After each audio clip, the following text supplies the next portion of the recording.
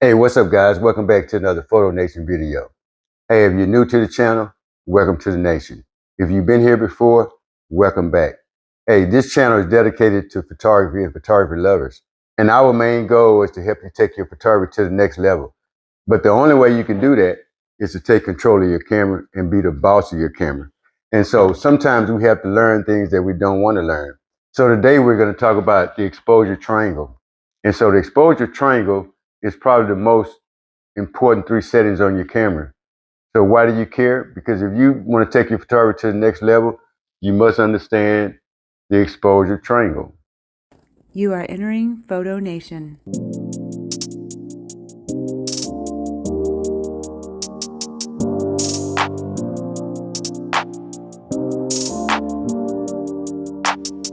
So what are the exposure triangles? They're your ISO, your f-stops, and your shutter speeds.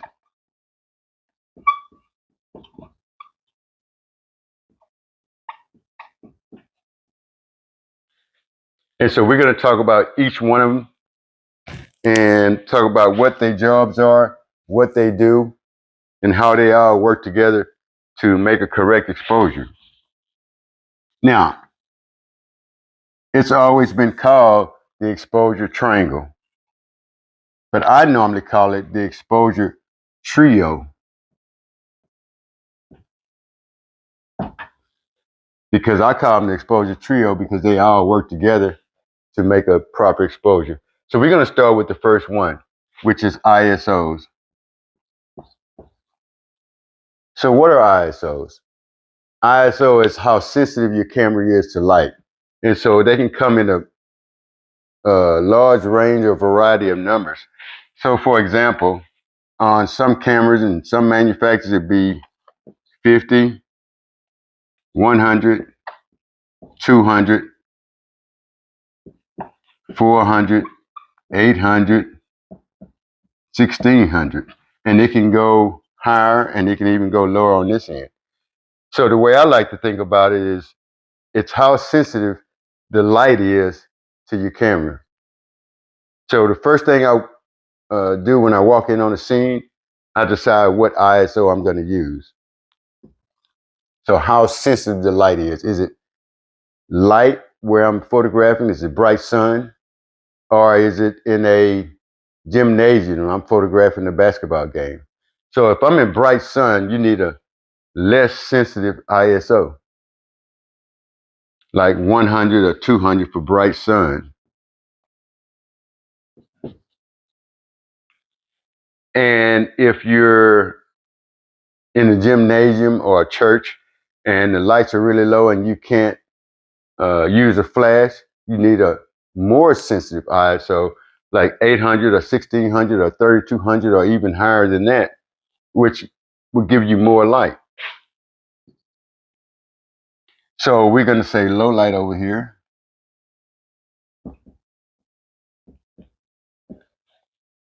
And bright sun. So you have a lot of light on the scene. You have a low light situation. So I like to think of them as light entering the lens, although it's the light, how sensitive it is to the light. But let's think about it like this. A 50 or 100 will give you the least amount of light. 200 to 400 will give you more light. 816 or beyond will give you even more light. Don't you like those circles? They're definitely not to scale, but at least you'll get a visual and you'll get the idea. So ISO controls the amount of light based on how sensitive the light is on the scene. So bright sun, like you would use 50 or 100. So you use a less sensitive ISO. And low light situation, you would need a more sensitive ISO. Although, so you would say, hey, well, if I get more light out of 8 and 16, why not use those all the time? Because if you want it also controls your image quality. So the quality and the sharpness is a lot better at 100 and 200, and you get what's called digital noise or grain here. So now, if I have no other choice and I have to use, and if it's really low light and I have to use 800, 1600, 3200, it's better to have a little grain than not to have a picture at all. So I don't mind. So that's your ISOs. So let's go to the next one. And your next one is going to be, do you know what it is? It's only three of them. So we've already talked about ISOs. So the next one is going to be what's called f-stops. Some people call them F numbers. Do you know another name for it?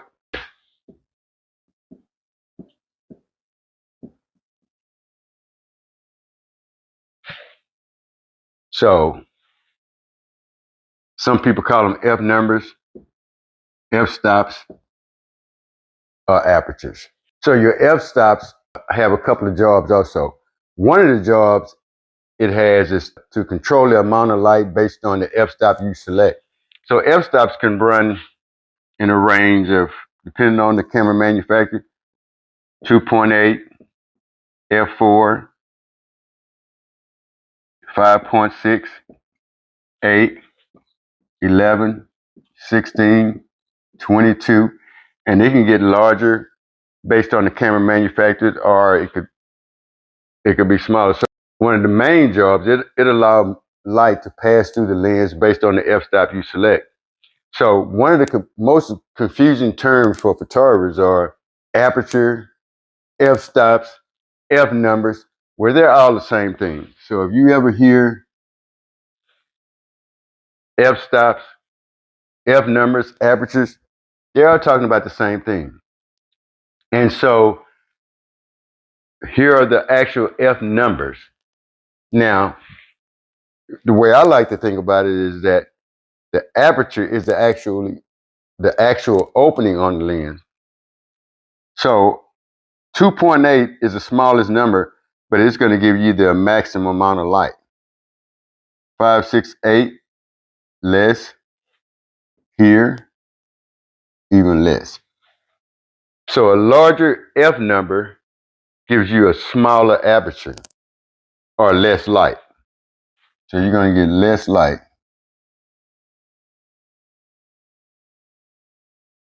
And a 2.8 or 1.4 are smaller numbers, but it's going to give you the maximum amount of light. So we're going to say more light.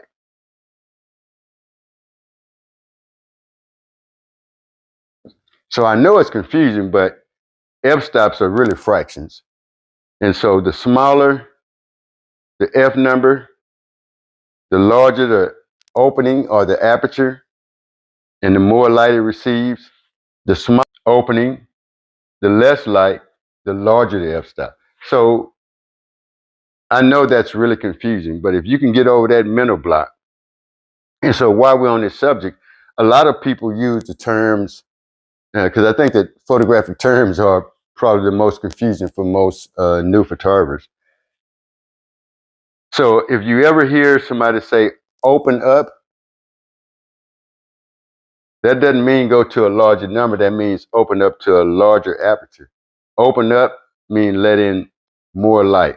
Close down means to let in less light. And you've heard the terms also overexposed or underexposed. So when you're underexposed, you're not letting enough light into the camera. And if you're overexposed, you're probably letting too much light into the camera. So that's just one of the jobs of the f-stops, apertures, or f-numbers. But it has a second job. It also controls what's called depth of field. And depth of field is the sharpness in front and behind your subject.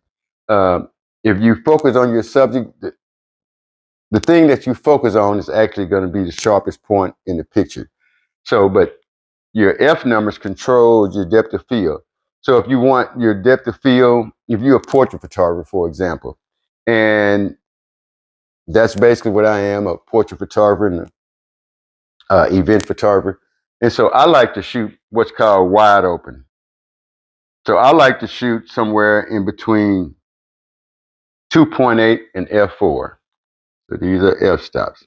Between 2.8, because I like my subject to stand out and the background to go blurry. And that's called a shallow depth of field. And you get that with 2.8 or f4. But if you maybe, let's say, a landscape photographer, you want, a sharp background or a sharp foreground, middle ground, and background. And so you would use, something in here, like a f11, f16, or f22 will give you actual sharp depth of field. So then that's one of the second things I decide. And when I walk up on the scene, remember the first thing I decide what ISO. Is it bright where I'm shooting at, like in bright sun, or is it low light? So I decide which ISO to use. Usually once I put an ISO on, I don't change it. And of course, with all of this, I'm shooting manually. Now, there's ways you can use the exposure triangle, shooting on either aperture priority or shutter priority. But today we're just talking manual. And so the second thing I would set is my f-stops. So I decide, okay, do I want the background blurry or out of focus where my subject can stand out? Am I photographing something that I want sharp depth of field? I want to see the background. I want to see everything that's behind it, in front of the subject, and behind the subject. Do I want everything sharp? So that's usually the second thing I kind of determine when I walk upon a scene. And so let's talk about the third member of the trio. And so the third member of that trio, you know what it is? So it's not but three. So the third member of the exposure triangle or trio are shutter speeds.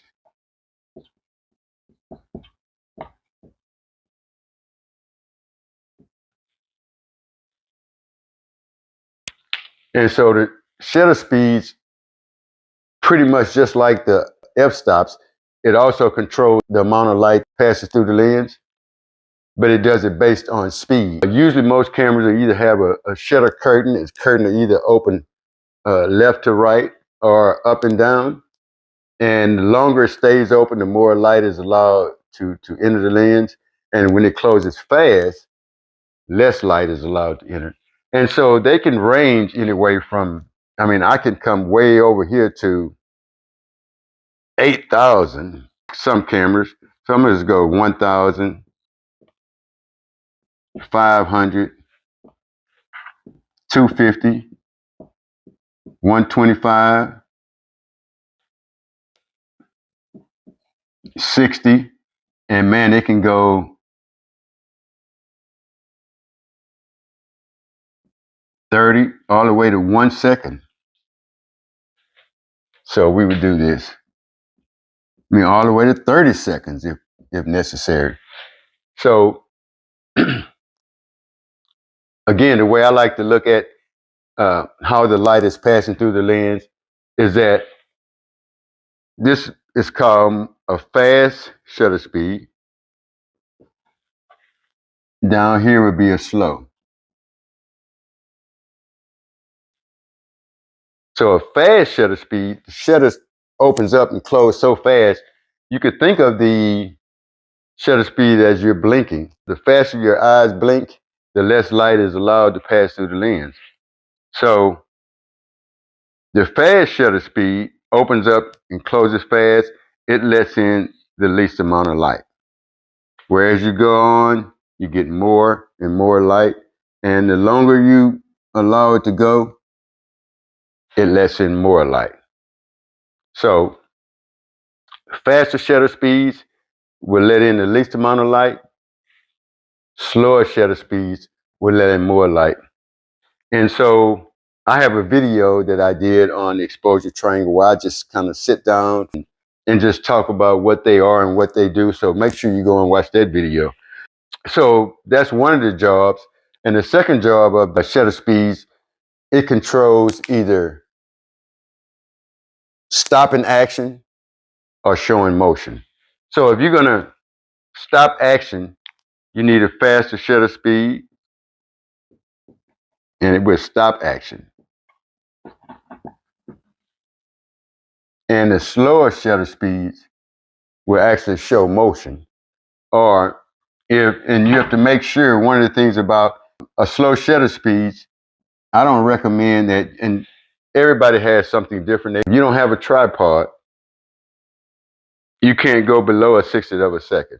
And so what a lot of people don't understand about the shutter button here, when you press it halfway down the first time, it actually focuses it for you.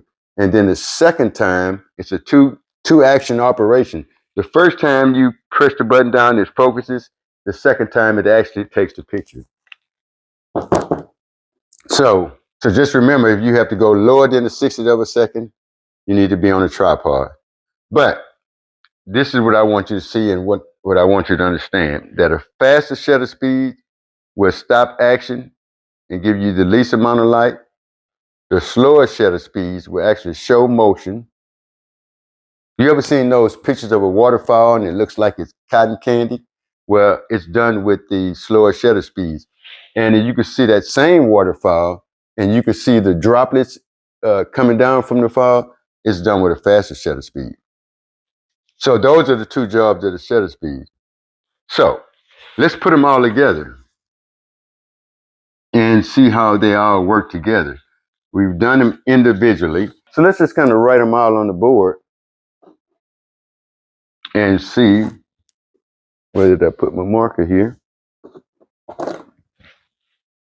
So let's start off with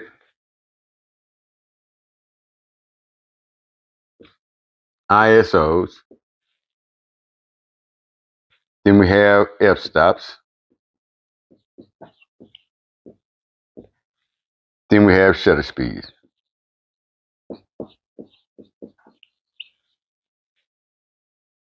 So I'm gonna write down just some of the numbers. So ISO, we could say 100, 200, 400, 800, 1600. F-stops, we could say 2.8, F4, you could say 3.5 after that, 5.6, 8, 11, 16, 22, 32. And your shutter speed.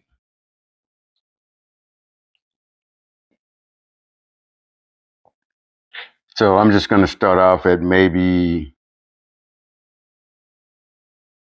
just because I don't have room enough on the board, let's say 500,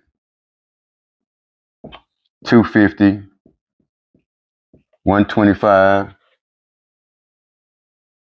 Anybody know the next one? 60,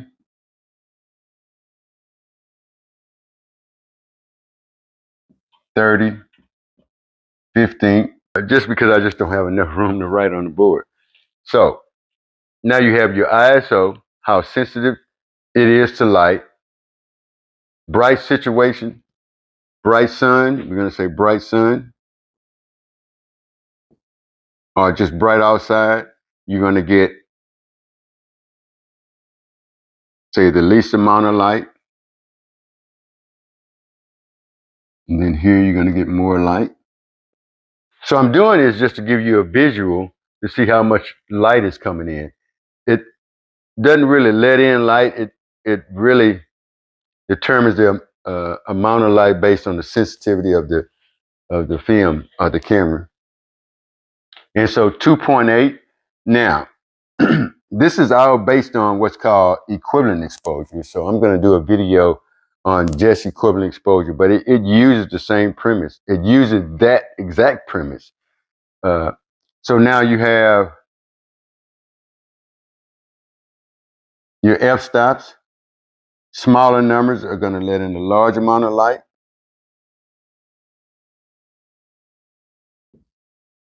then here, and then the larger f-stops is going to let in the least amount of light, right? And then on your shutter speeds, so I want you to see a pattern here. The shutter speeds are going to let, faster shutter speeds like 500 or 250, going to let in the least amount of light.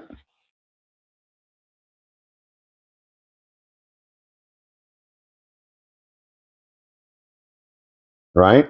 So the slower the shutter speed is, the more light it's going to let in based on the time your shutters remain open. So look, right here, and this is what confuses a lot of people. You're like, man, there's just so much numbers, so many things to remember. Your ISO, the smaller number, least amount of light. Larger numbers, 800, 1600, your picture will get brighter. On your f-stops, the smaller number is a larger opening. So the smaller the number is, the more light it's going to let in. The larger the number, the least amount of light it's going to let in. Still with me? Yeah, it's confusing. But that's why I want to just take the time to break it down for you and so we can understand it. So now, on your shutter speeds, the larger the number, the faster the shutter opens and closes, the least amount of light it'll let in. So the smaller the numbers, the more amount of light. So I know it's really confusing. So let's just take a scenario. For example, I really want to open this up where you can see it better. So I think I'm going to do that because I want to really go through some scenarios with you as if we were out shooting. So let's see if we could do that. If I can open it up just a little more.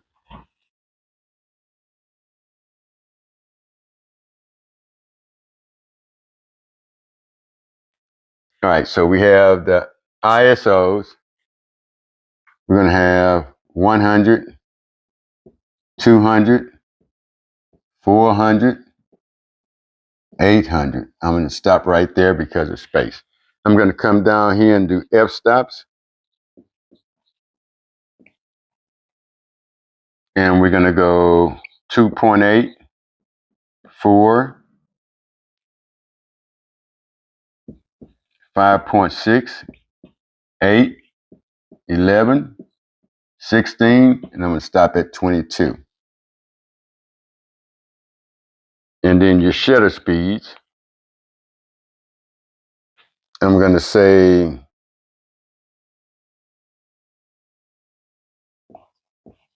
1,000, 500, 250, 125. And let me make that just a little better here.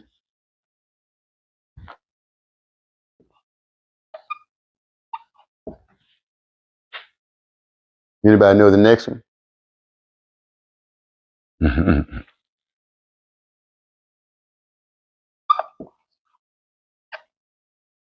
Next one. 30th, 15th.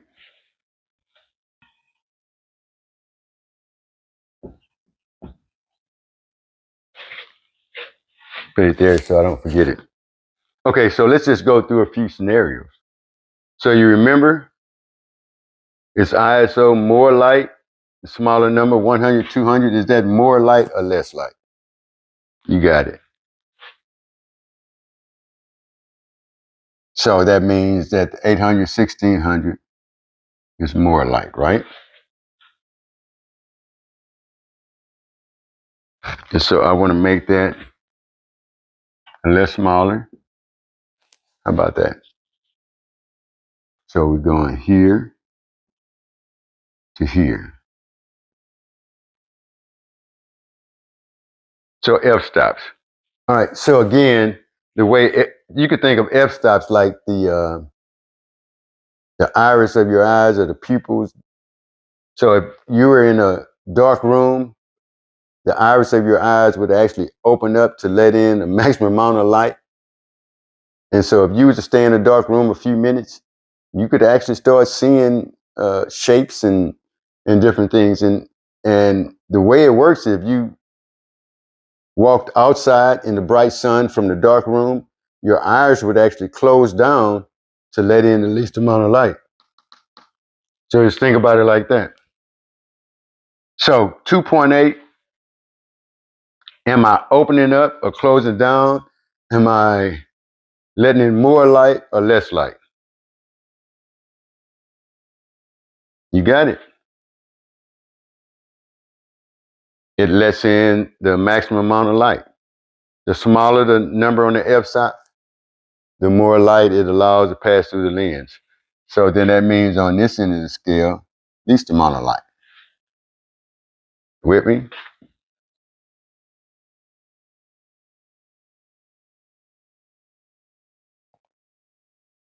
Okay.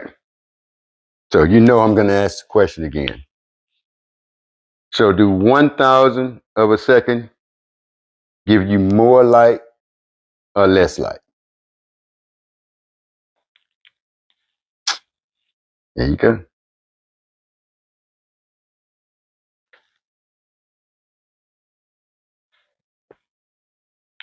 So I just want to do a scenario for you. Let's just say we were at an event based on what we know here. And let's say we were at, let's get a different marker here. Let's say we were at, it was outside and it was kind of overcast or cloudy, and we were at 200. That's what we decided to set our ISO to. Because I really didn't care about whether it's shallow depth of field or sharp depth of field, I'm going to go with F8. Right? Let's say it's enough light where I don't have to have a tripod, so I'm going to be at handheld at 1/25th of a second. So this is where equivalent exposure come into play.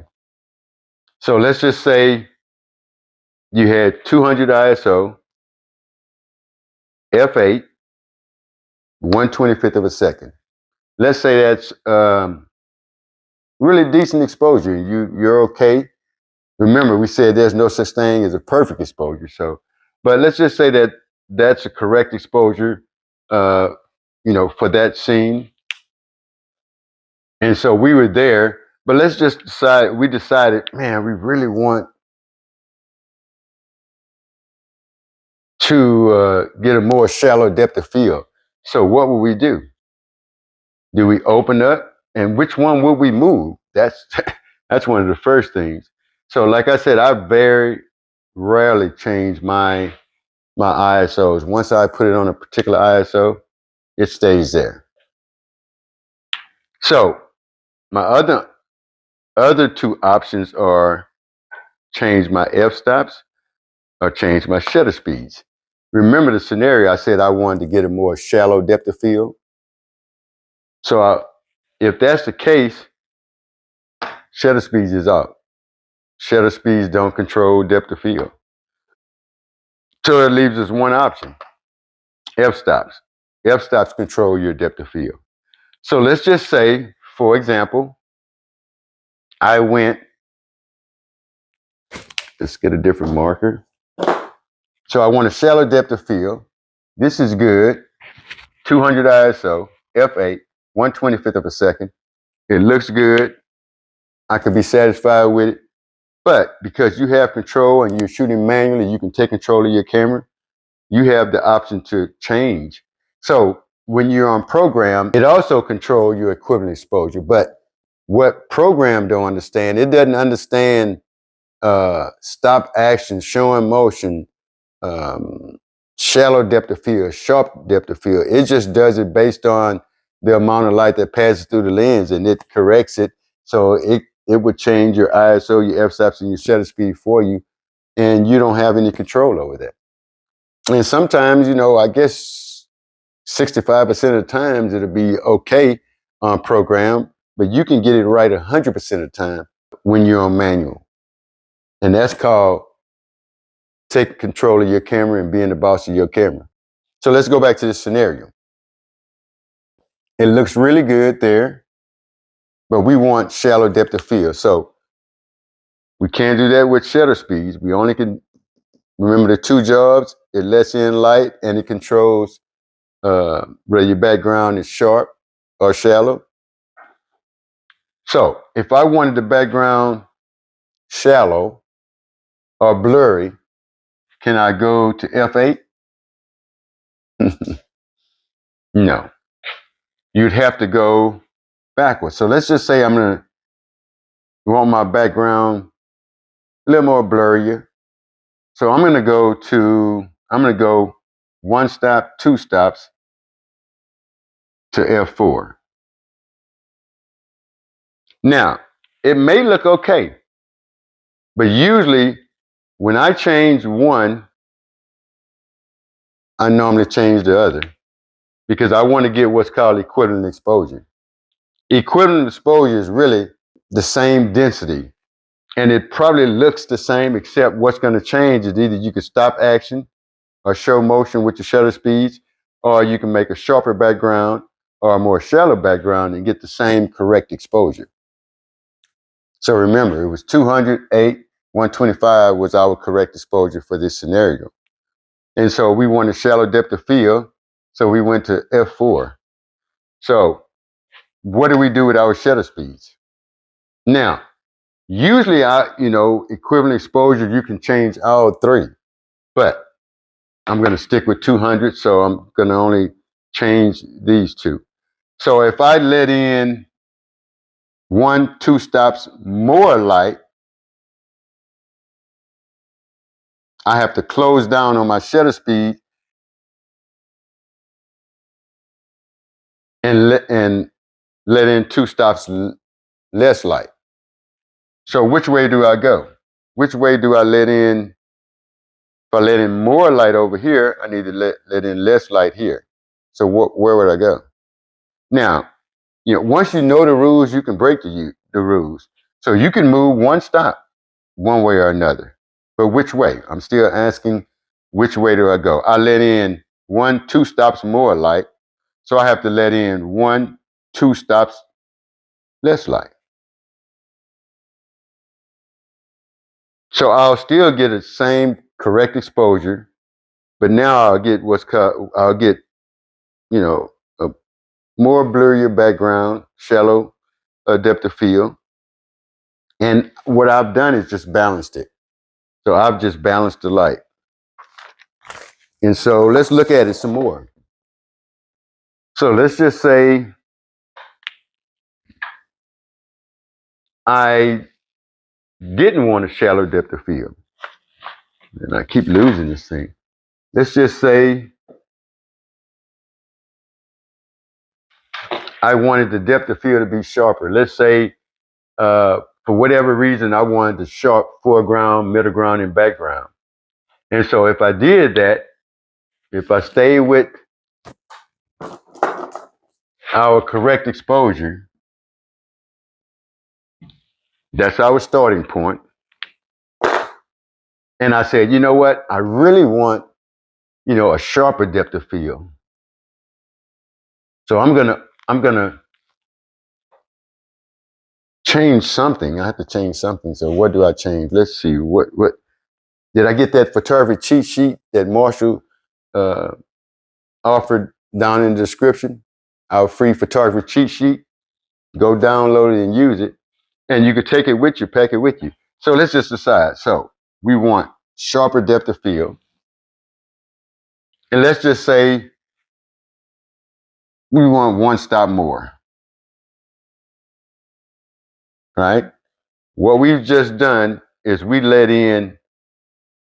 actually closed down and let in one stop less light. So over here, we have to actually open up. Which way do we go? So we have to open. So we let in one stop less light. We have to let in one stop more light. Get it? To get the same equivalent exposure. So let's do this. Let's say I really wanted the background sharp, and I went 3 stops. I'm still at 200 ISO. And if I wanted a really sharp foreground, midground, background, and I actually, you close down, 1, 2, 3 stops, now you're at F22. So if you close down 3 stops, you have to open up 3 stops. So to open up 3 stops, 1, 2, 3. So now we'll be at 200 ISO at a 15th of a second. Uh-oh, can anybody tell me what just happened? Yeah, you're right. The background is going to be sharper. But what happened with the shutter speeds? We actually dropped below a 60th of a second. So what does that mean? So what? We dropped below a 60th of a second. Well, you can't hand hold anymore. So now you have to have a tripod. So remember, 60th of a second is kind of my limitations on hand holding if you hold the camera properly. So now you're at a 15th of a second. Now you have to use a tripod. So, okay, I didn't bring a tripod. Man, I don't want to have to do that.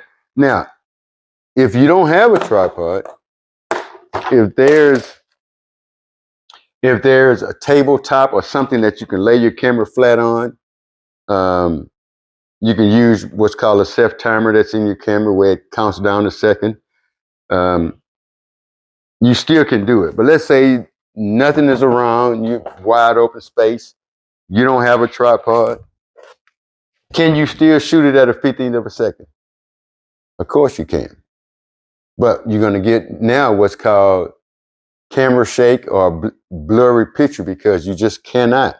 I don't care how good you are. Now, there may be some people that can hold it at a 15th of a second. I've never tried it. I've photographed weddings for 30 years, and I never wanted to get a picture back that was out of focus or blurry because of camera shake. So we're going to dish this idea of SF22.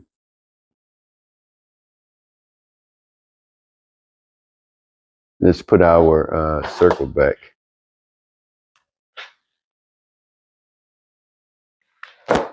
So no, I don't have a tripod. So, okay, I was at F8. I want sharper depth of field. Close down. I'm F8 to F11.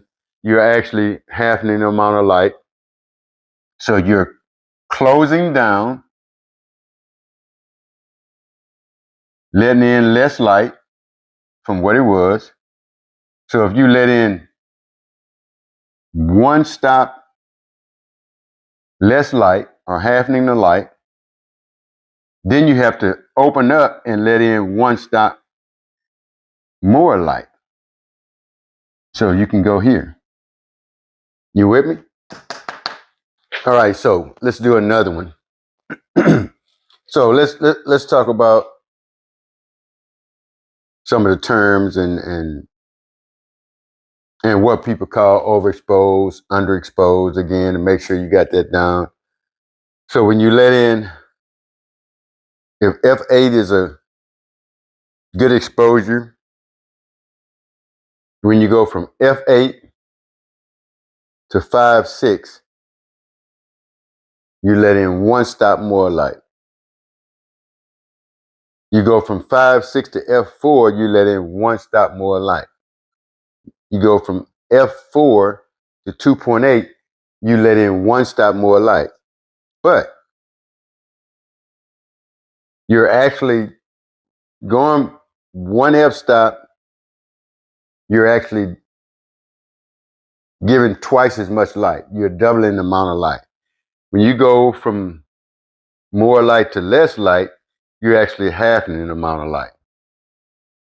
Let me say that again. When you go from a larger opening to a smaller opening, you're halving the amount of light. When you're going from a smaller opening to a larger opening, by one stop, you're actually doubling the amount of light. So if you went from f8 to f4, that's 4 times as much light. It's 4 times as bright, only 2 f-stops. From f8 to 5.6, it's 1 f-stop, but it doubles the amount of light. All right, so let's do another scenario. Let's do another scenario. So let's get rid of 60 and 11. Now, remember, I was starting working f-stops, ISO, and shutter speeds that we determined was the correct exposure. So let's do it the opposite way. So let's say, we have our correct exposure, but let's say now there's moving subjects, and now you need a faster shutter speed. So because you need a faster shutter speed, do you change your ISOs? Nope, that's not the job of an ISO. His job is how sensitive it is to light. Can we change our f-stops to stop action? Because now we have moving subjects. Would 22 do it? 11, 16, 5, 4, 2.8? Will that stop action? No, because that's not one of their jobs.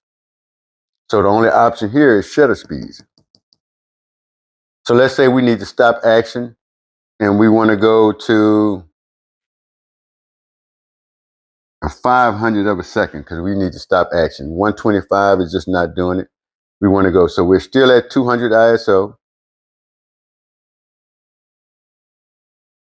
F8, 125, but we're going to change from 125. So what's going to happen? Well, the first thing you're going to notice is that when you're using ISO, f-stops, and shutter speeds together, they all control the amount of light. They're a trio. They all work together. When you open up on one, you have to close down on the other. Close down on one, open up on another. Now, I only do that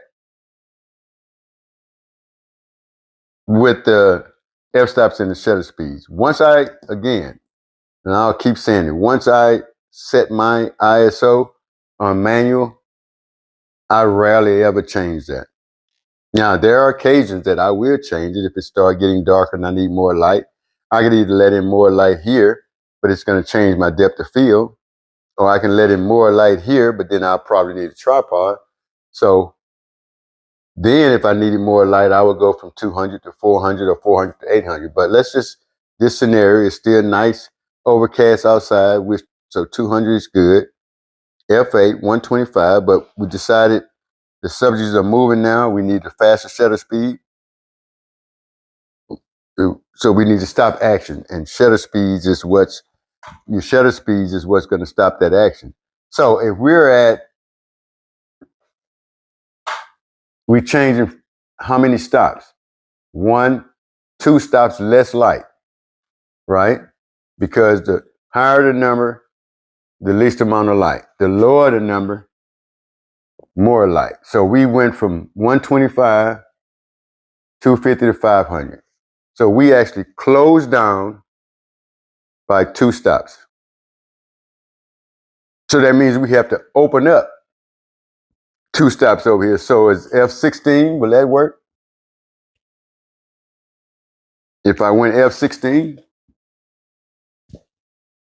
so now it would be at 200, F16 at 500, will that work? No. Because what you just done is, you was at 1/25 of a second, you let in 2 stops, less light, and over here, you close down and you let in 2 stops, less light again. So you went the wrong way. I'm sorry. All right, so if you let in 2 stops, 2 stops less light over here, you have to let in 2 stops more light over here. 1, 2. So now your new working exposure is 200 ISO, f4, 500th of a second. And it's not 500 seconds, it's 500 of a second. So, are you with me? And so, I don't know, I'm from the old school. I've been having a camera in my hand for probably over 30, 35 years. And so, look, I'm looking down at the camera because you can tell I'm from the old school. Because back in the day, most of the lenses, your f-stops and your shutter speeds was actually numbers that were actually on the lens, and you would have to click it to know.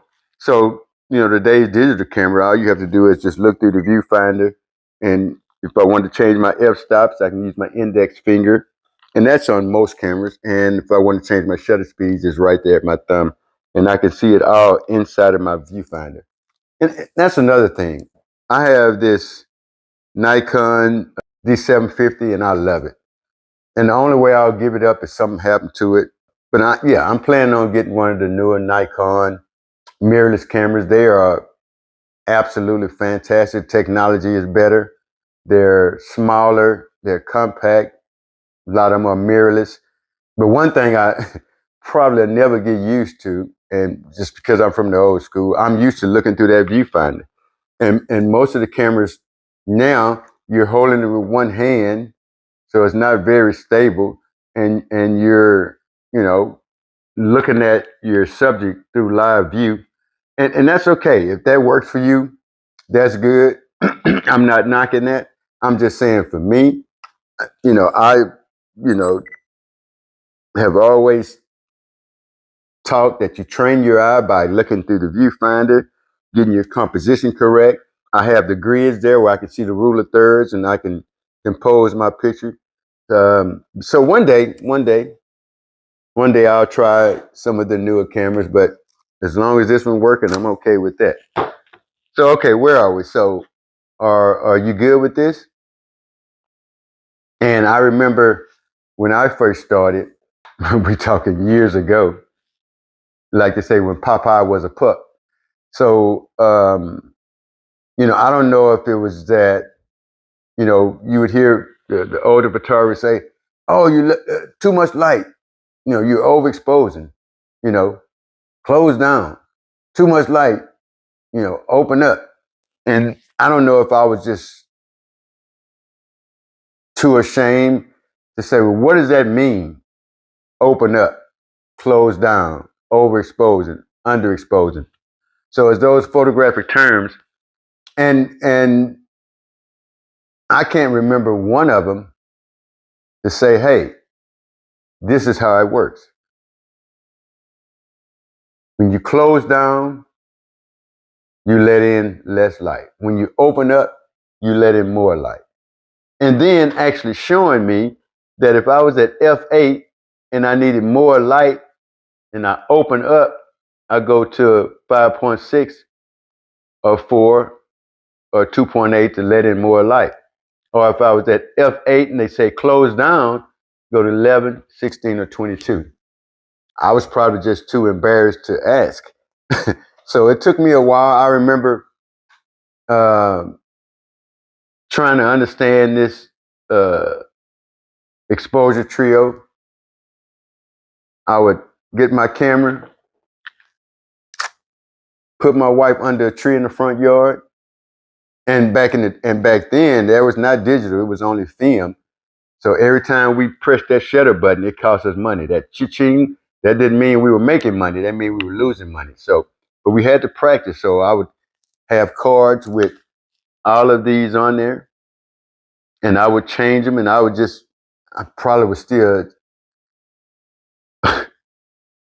really confused because I would have little white cards and I would write all of this stuff on there and I would put it under a tree with 2.8, take a picture.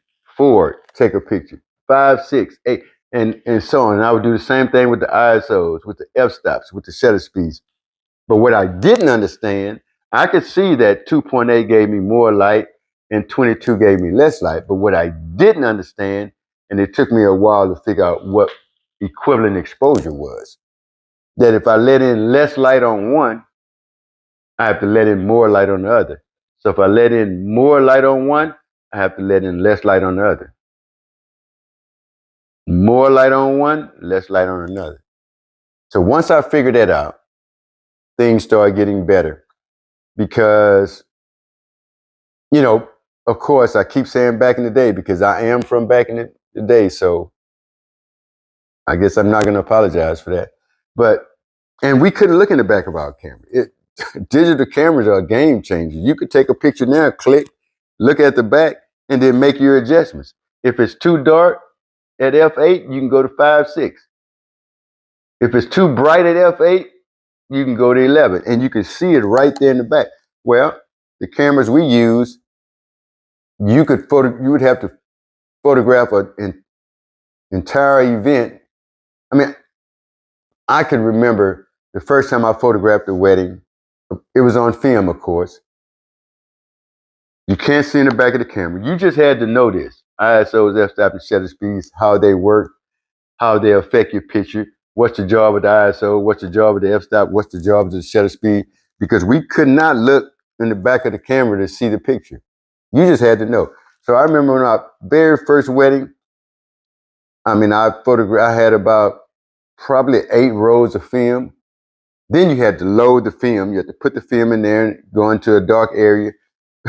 I love those good old times. And load that film up, or sometimes I would put it under my shirt and then come up this way and then go in there and load the film, or I run into the men's room, turn all the lights off, hopefully nobody was in there, and then just load your film. I could close my eyes and just load that film, and you had to load it properly. And so the very first wedding, I shot, I think, about 8 rolls of film, turned them into the lab.